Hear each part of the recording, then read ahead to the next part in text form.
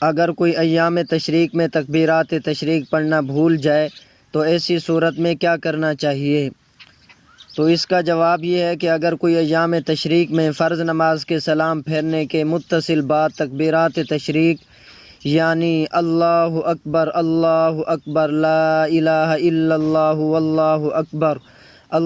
اکبر وللہ الحمد پڑھنا بھول گیا تو اب اس کی دو صورتیں ہیں۔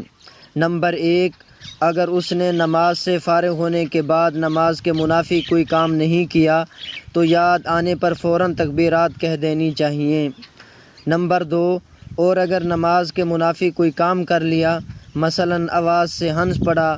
عمداً وضو توڑ دیا، جان کر یا بھول کر کلام اور گفتگو کر لی، مسجد سے باہر نکل گیا یا کسی دوسرے کاموں میں مشغول ہو گیا یا میدان میں نماز پڑھی اور صفوں سے باہر نکل گیا، تو ایسی صورت میں تکبیرات فوت ہو گئیں، اب ان کی قضا نہیں ہے بلکہ توبہ اور استغفار لازم و ضروری ہے۔ واللہ تعالی اعلم بالصواب۔